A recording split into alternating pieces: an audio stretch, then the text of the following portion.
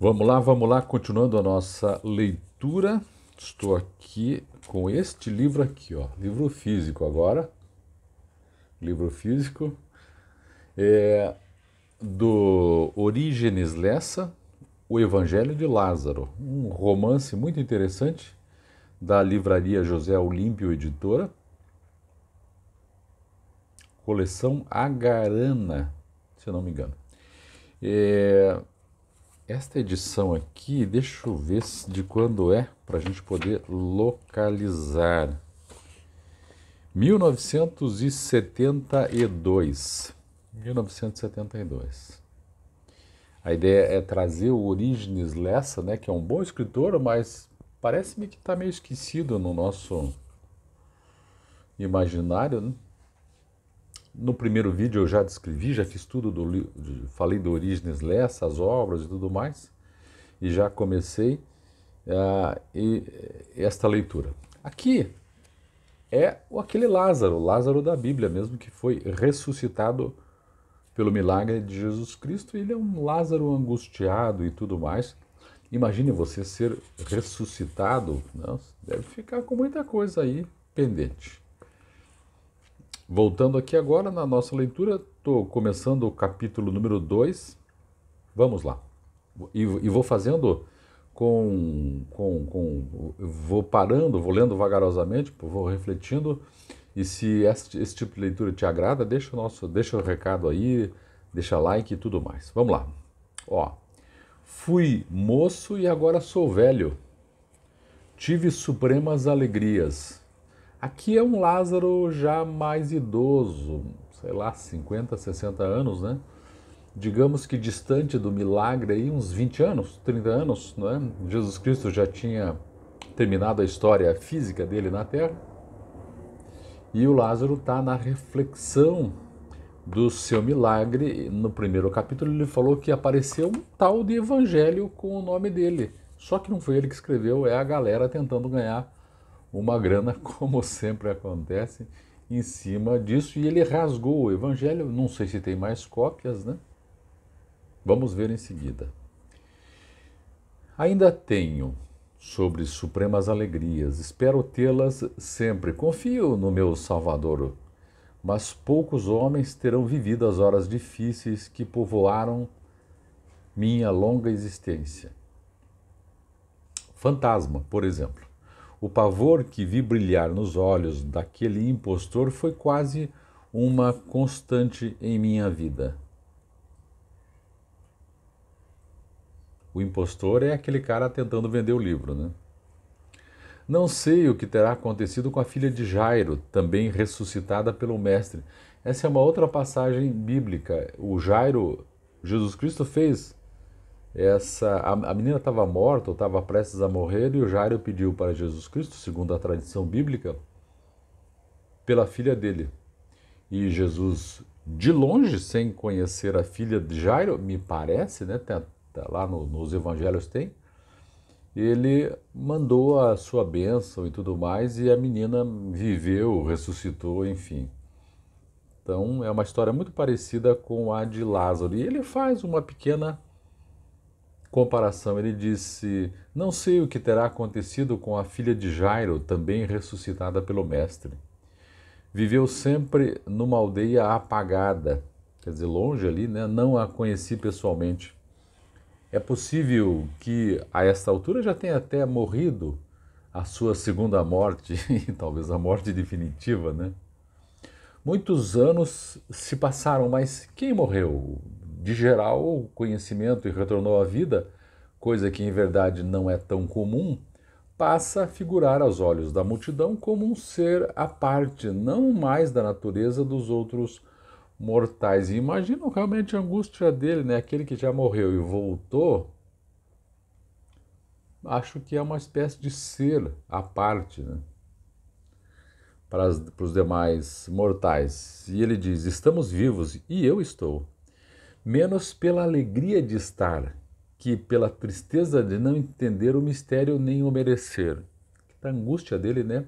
É porque ele. Somos como qualquer publicano, escriba ou fariseu, qualquer pessoa, né? como qualquer judeu ou gentil, ou mesmo cristão, matéria de pecado, joguetes do mal. Mas esta condição de vivo que voltou do Hades seria de corpo que foi chorado por familiares e amigos, até Jesus chorou por mim, todos o sabem, e que teve os pés e mãos atados para a sepultura, que foi enterrado como todos os mortos, e por vários dias esteve em decomposição, parece-me foram 3 dias, né? Como a todos os mortos tem acontecido, para um dia ser chamado de novo a receber o Espírito da vida e ver a alegria nos olhos de alguns, o espanto nos olhos dos outros, é uma das experiências mais estranhas deste mundo. Oxalá a graça divina tenha poupado a filha de Jairo, o que tenho vivido, que é essa coisa angustiosa, como se fosse um ET, não é? Eu não sei o que se passou, nem como se passou, é claro. Nem sabia que tinha morrido. Lembro-me da rápida e cruel enfermidade, lembro-me de Selené, olhos vermelhos, junto ao leito, lembro-me de Marta a me dar mesinhas, virar-me no leito, chamar curandeiros, trocar minhas roupas molhadas do muito suor, uma febre alta me devorava, e de Maria ajoelhada a chamar pelo Mestre, amigo dos encarcerados, enfermos e oprimidos, que andava por terras hostis, contando parábolas e explicando as Escrituras, curando, curando, curando. Ainda vejo minhas irmãs, então Marta e Maria, sofrendo, cada uma a seu modo. Maria incansável no seu amoroso labutar, aliás, Marta incansável no seu amoroso labutar, Maria chorando de mãos postas, suspirando pelo amigo, então Jesus, né? Depois fui perdendo o conhecimento, confusão foi chegando, uma névoa sem fim, uma doce moleza cansada, uma indiferença por tudo, até por Selené, o afundamento e não sei o que. Dizem que durou 4 dias, acredito. Para mim foi como um sono total, não habitado por sonhos. Um sonho sem sonhos. Apagou, né? Depois, não sei o que foi em mim que ouviu uma voz. E eu me senti caminhando com dificuldade. Algo embaraçava os meus passos, que prendia as mãos. Murmúrios de espanto, música de deslumbramento, mãos me desatavam, mãos e pés. Vi a figura do amado, tão suave, braços abertos para mim.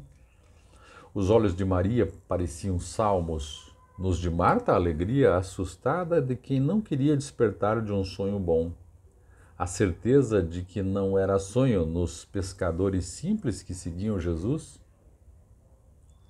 O não entender maravilhado nos olhos da gente da aldeia e do campo vizinho. E pela primeira vez na expressão de alguns presentes, a sensação de ser aquilo que viria em tantos olhos ao longo da vida e que mais uma vez brilhava nos do vendilhão de manuscritos, do manuscrito ou de manuscritos. Quer dizer, a sensação de deslumbramento, a sensação de estar vendo um fantasma, né? Quer dizer, imagine você é ressuscitado, naturalmente que as pessoas têm um certo susto, né? Isso é normal, isso é normal. Capítulo 3, vamos já adiante um pouquinho para adiantar o vídeo. Não, de maneira nenhuma o escrevi. Aquele evangelho que estão tentando vender, que tentaram vender inclusive para ele. É bem verdade que em mais de uma oportunidade os anciãos da igreja e mesmo alguns discípulos me estimularam a relatar o que aconteceu comigo. Nem mesmo um canto de louvor? Perguntou-me uma vez um dos que assistiram ao glorioso milagre. Quer dizer, não vai falar nada, não vai dar um testemunho, né? Na igreja. O canto de louvor houve sempre em meu coração. Algumas vezes irrompeu em palavras, mas, que Deus me perdoe, um travo de insegurança me acompanhou toda a vida, envenenando o que eu devia sentir de mais profundo. Travo de insegurança, clarões ou trevas de incredulidade. Somente eu sei das dúvidas que me assaltam. Mais de uma vez atormentei minha irmã Maria, hoje, na glória de Deus, perguntando-lhe se verdadeiramente acontecera. Quer dizer, ele mesmo estava incrédulo, né? Perguntou para Maria, que nesta oportunidade já tinha falecido, ele que já mais ancião, perguntava para ela se realmente tinha acontecido e ela dizia com infinita tristeza: Deus que te perdoe, Lázaro. Lázaro, Marta era a mais positiva. Marta era mais de fazer as coisas, né? A Maria mais envolvida com coisas do divino. Marta era mais positiva. A uma pergunta igual ela me respondeu certa vez: Morto não, meu filho, podre. Já cheiravas mal. Nos primeiros tempos da minha volta, desde os primeiros dias, eu não conseguia acreditar plenamente. Não uma nem duas vezes me perguntava: estarei vivo? Estarei realmente vivo? Isso, claro, quando não me perguntava se teria estado totalmente morto também, né? Ninguém me entendia muito, todos queriam ver-me a cantar, rir e cantar, como acontecia com um leproso de nossa vizinhança que saía a mostrar as mãos curadas, recuperadas, até os dedos haviam renascido, e anunciava alegremente o milagre de sua cura espantosa. Foi Jesus de Nazaré, foi o Filho do Homem que me curou. Glória ao Senhor. E salmos de louvor manavam de seus lábios antes devorados pela doença maldita. Eu o conhecia desde a infância, desde pequenininho, fugia a Simão, o leproso. Visão que apavorava até os cães das estradas. Simão não podia ter dúvidas. Era agora o homem mais bonito da aldeia. Todas as mulheres, embora com um vago receio nos olhos, o contemplavam com deslumbramento. Ele era grato ao mestre e sempre louvava o seu nome, sua exuberância, porém, a contínua exaltação do milagre nele operado. Deus que me perdoe, era menos gratidão que alegria, menos agradecimento que necessidade de afirmação, de reconhecimento pelos outros. Todos precisavam saber e ver que estava curado, que não mais inspirava repulsa, que era um homem novo. Aqui o Lázaro, segundo o autor, faz uma correlação dele. Primeiro tinha feito já com a filha de Jairo, né? E agora faz com esse leproso que ele conhecia e que foi recuperado. Só que a situação era diferente, né? Porque o leproso se via.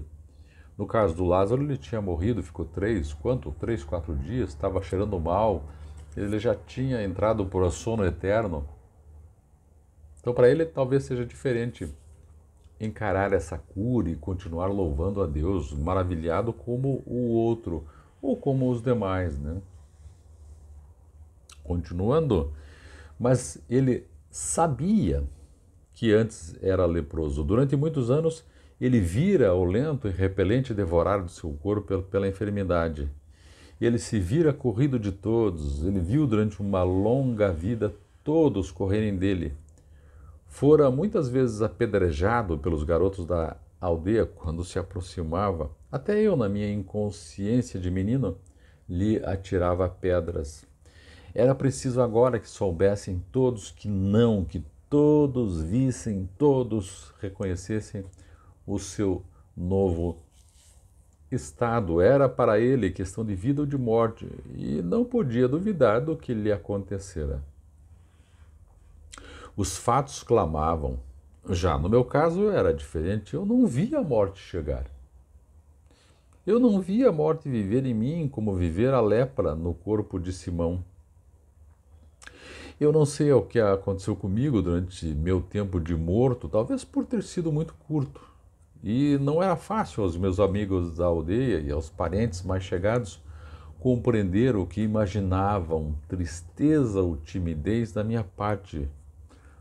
Porque em vez de exaltar e de contar aos outros que estivera morto e revivera graças a Jesus de Nazaré, eu me aproximava deles com humildade, querendo ouvi-los dizer o que devia ser dito por mim. Era importante para mim ouvir aquilo, ter a confirmação do que era verdade para os outros, da verdade que eles viam e sabiam em mim. Aqui um ponto interessante, porque ele fala da lepra. A lepra, não faz muito tempo que isso mudou, mas a pessoa que tinha lepra, né, que vai se consumindo, que a pele vai se corroendo e tudo mais, né, vai perdendo os órgãos, ela era tida há muito tempo como uma doença assim que você tem que se afastar da pessoa. Havia lá para trás na história o campo dos leprosos, a casa dos leprosos, os leprosários. Temos pessoas famosas na história. Se não me engano, o Aleijadinho, aquele grande mestre, aquele grande artista mineiro, né? Tinha lepra, então aquilo vai consumindo, a pessoa vai comendo a pele e tudo mais. Então, aqui o leproso, ele era afastado da sociedade nesse tempo também. Por isso que o autor nos diz, pela boca de Lázaro, que o leproso era apedrejado pela gurizada, pela piazada. Voltando aqui, para que não me acusassem de incrédulo ou de ingrato, eu não levantava perguntas, provocava respostas e encaminhava a conversa para que eles falassem. Ouvia, quase a duvidar do que ouvia. E realmente só tinha aquela certeza, só me sentia tranquilo, seguro e, entre aspas, ressuscitado, quando via o Mestre nos intervalos do seu caminhar, quase sempre a se esconder dos escribas, fariseus e sacerdotes que o queriam prender ou matar, quando ele vinha se acolher à paz de nossa casa. Mais paz nos dava do que recebia, e o meu quinhão de paz era grande. Isto é, ele está falando no começo, logo depois da ressurreição, quando Cristo ainda estava no seu corpo físico, né? Quando vinha nas pregações na casa deles para se refugiar, para descansar e tudo mais, porque Jesus é que era amigo, principalmente das irmãs do Lázaro, né? Ficava na casa deles, sendo cuidado, trazendo paz e recebendo paz. E aí, nessas oportunidades, é que ele se sentia o ressuscitado, porque via o Mestre ali por perto e tudo mais. Então é isto. Ó, terminei o capítulo 3, vou iniciar o capítulo 4 no próximo vídeo, para não ficar muito extenso aqui o nosso papo. Estou na página 8 deste livro excelente do Orígenes Lessa, O Evangelho de Lázaro, um livro de 1972, Orígenes Lessa, que eu resolvi trazer, porque acho que ele está muito afastado, né, das leituras e tudo mais, não é quase conhecido, então estou trazendo essa obra para a gente poder refletir e ler devagarzinho. Relembrando, eu conheço parte dessa história, porque ele já é um começo, então por enquanto esse início eu também conheço, mas vai chegar o momento, ali pela página 24, 25, que eu tinha parado justamente para começar a ler com vocês por aqui. Valeu? Deixe seu recado, deixe seu like e inscreva-se no nosso canal. Até o próximo vídeo, o próximo capítulo.